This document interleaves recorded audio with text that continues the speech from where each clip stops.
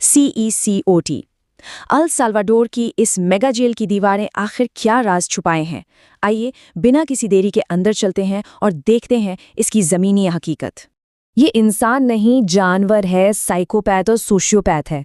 Source material से ली गई ये लाइनें सुनते ही एक अजीब सी सिहरन होने लगती है ना? ये साफ कर देता है कि ये जगह आम अपराधियों के लिए बिल्कुल नहीं है। इसे समाज के सबसे खतरनाक लोगों को हमेशा हमेशा के लिए दुनिया से अलग करने के इरादे से बनाया गया है। अब आप सोचेंगे कि इतनी बड़ी फैसिलिटी बनाने की नौबत ही क्यों आई? खैर, इसके लिए हमें मार्च 2022 में शुरू हुए उस भयानक क्रैकडाउन को देखना होगा। सरकार ने सिर्फ 16 महीनों के अंदर 70,000 से भी ज्यादा लोगों को अरेस्ट कर लिया। ये कोई नॉर्मल पुलिस चेकिंग नहीं थी, बल्कि गैंग्स को जड़ से उखाड़ फेंकने का एक बहुत ही सख्त अभियान था। 70,000 गिरफ्तारियां सुनने में ये सिर्फ एक नंबर लग सकता है, लेकिन इसका सीधा सा मतलब ये था कि रातों रात देश की कुल एडल्ट पॉपुलेशन का लगभग 2% हिस्सा सलाखों के पीछे था। अब इतने सारे कैदियों को एक साथ सुरक्षित रखना कोई मजाक तो है नहीं, इसीलिए एक विशाल मेगा जेल की तुरंत जरूरत पड़ी। इस अग्रेसिव कदम का जो नतीजा निकला वो सच में चौंकाने वाला था। मर्डर रेट एकदम जमीन पर आ गिरा। डेटा पर नजर डालें तो 2022 से पहले जहां हर 1 लाख लोगों पर 104 हत्याएं होती थी, वहीं 2023 आते आते ये नंबर गिरकर सिर्फ 2.4 रह गया। मतलब 60 लाख की आबादी वाला जो देश कभी दुनिया के सबसे खतरनाक देशों में गिना जाता था, वो अब स्टैटिस्टिक्स के हिसाब से सबसे सुरक्षित देशों में से एक बन गया। तो चलिए अब इसके पहले हिस्से यानी इस मेगा जेल की सुरक्षा व्यवस्था पर नजर डालते हैं। देखते हैं कि आखिर 40,000 कैदियों को रखने और भागने के 0% चांस वाले इस आर्किटेक्चरल चमत्कार को कैसे डिजाइन किया गया है।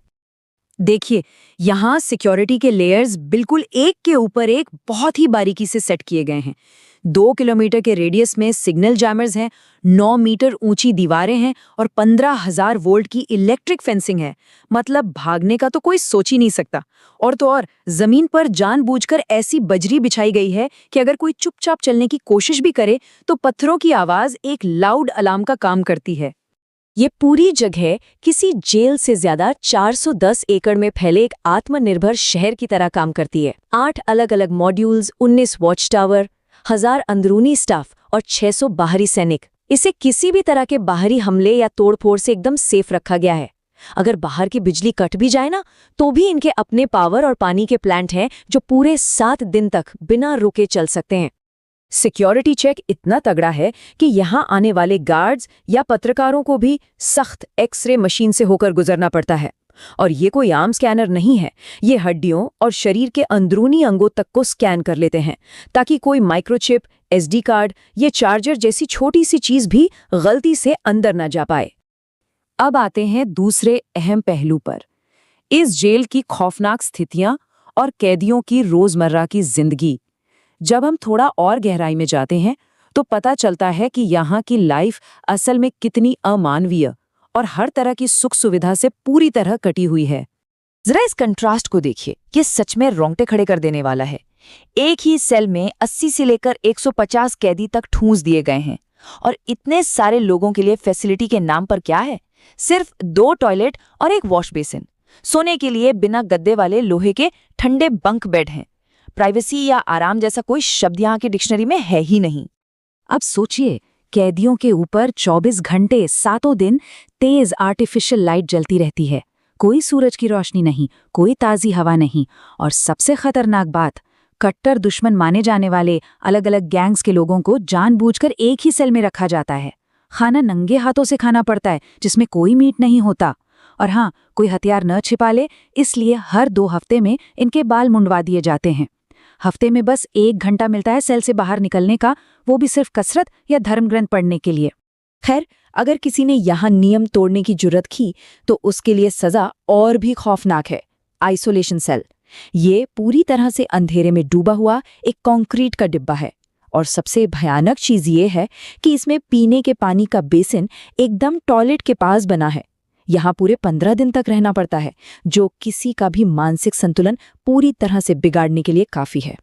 इस जेल के अंदर के कल्चर को डिकोड करने के लिए आपको कैदियों के चेहरों पर बने टैटू को समझना होगा। जैसे कि ये टीयर ड्रॉप यानी आंसू वाला टैटू। ये कोई फैशन नहीं है, ये उन मर्डर्स का हिसाब है जो इन्होंने किए हैं। अगर किसी के चेहरे पर 3 आंसू बने हैं तो उसका मतलब है कि वो इतने खून कर चुका है कि अब उसे खुद गिनती याद नहीं। इसी तरह स्पाइडर वेब या मकड़ी के जाले वाला टैटू भी इन लोगों में बहुत आम है। ये टैटू एक बहुत गहरा मैसेज देता है। ये इस बात का सिंबल है कि ये इंसान अब हमेशा के लिए जुर्म और लंबी जेल की सजा के जाल में फंस चुका है। एक ऐसा जाल जहां से बाहर निकलने का कोई रास्ता नहीं है। चलिए अब आगे बढ़ते हैं इस विश्लेषण के तीसरे हिस्से की तरफ। इन ठंडे आंकड़ों को एक असली और खौफनाक चेहरे से जोड़ने के लिए सोर्स मटेरियल में एक कुख्यात MS-13 गैंग के लीडर का इंटरव्यू दिखाया गया है। ये है मार्विन अर्नेस्टो, जिसे दुनिया साइको के नाम से जानती है। इसकी उम्र 41 साल है, लेकिन क्रिमिनल रिकॉर्ड महज 11 साल की उम्र से शुरू हो गया था। और आपको जानकर हैरानी होगी कि ये इंसान अंदाजन 50 से भी ज्यादा लोगों की हत्या के लिए सीधे तौर पर जिम्मेदार है। पूरी जिंदगी बेइंतहा हिंसा करने के बाद आज इस मेगा जेल के अंदर से उसका जो नजरिया है वो पूरी तरह से हार मान लेने वाला है। वो कहता है कि यहाँ से बाहर निकलने का कोई रास्ता नहीं है। ये सिर्फ एक बयान नहीं है, बल्कि इस बात का सबूत है कि इस जेल को बनाया ही इसलिए गया है ताकि यहाँ से कभी कोई वापसी ना हो सके। वो खुद मानता है कि कभी कभी रात में उसे रोना आता है। वो अपने बेटे से कहना चाहता है कि वो गलतियां कभी मत करना जो उसके पिता ने की हैं। एक इतने खूंखार इंसान का ये पछतावा उन सभी युवाओं के लिए एक बहुत बड़ी वार्निंग है जो गैंग्स और क्राइम की दुनिया को कूल या ग्लैमरस समझते हैं। और इसका ये अपने परिवार से अलग होना अब हमेशा के लिए है। CECOT में एक बहुत ही सख्त नो कॉन्टैक्ट पॉलिसी है, मतलब बाहरी दुनिया से इनका हर कनेक्शन काट दिया जाता है। बाहर रहने वाले परिवारों को अक्सर ये तक पता नहीं होता कि अंदर बंद उनका कोई अपना जिंदा भी है या नहीं। अब हम इस चर्चा के आखिरी और शायद सबसे अहम हिस्से पर आते हैं, शांति की कीमत। सड़कों पर जो ये अभूतपूर्व शांति लौटी है, उसके बदले में समाज को क्या कीमत चुकानी पड़ रही है? देखिए, इसमें कोई शक नहीं कि देश की सड़कें अब पहले से कहीं ज्यादा सुरक्षित हैं। लेकिन कई रिपोर्ट्स ये भी बताती हैं कि इस विशाल क्रैकडाउन के चक्कर में कई बेकसूर लोग भी बिना किसी वजह के जेल में डाल दिए गए। मानवाधिकार और कानूनी प्रक्रिया जैसे शब्द यहाँ कोई मायने नहीं रखते। परिवार वालों को कुछ पता नहीं है। तो सवाल उठता है कि क्या क्राइम में आई इस भारी कमी के लिए इतने विवादास्पद तरीके अपनाना सही है? अल साल्वाडोर आज एक बहुत ही अजीब दोराहे पर खड़ा है।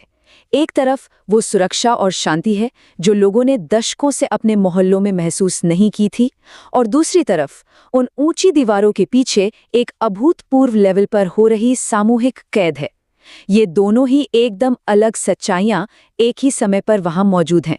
जैसे जैसे पूरी दुनिया इस एक्सट्रीम लीगल और सोशल एक्सपेरिमेंट को करीब से देख रही है, हम सबके सामने एक बहुत गहरा सवाल खड़ा हो जाता है। क्या ये सच में असली न्याय है या फिर बस एक टेम्परेरी फिक्स जो आगे चलकर कोई नया रूप लेगा? इस बारे में सोचना बहुत जरूरी है।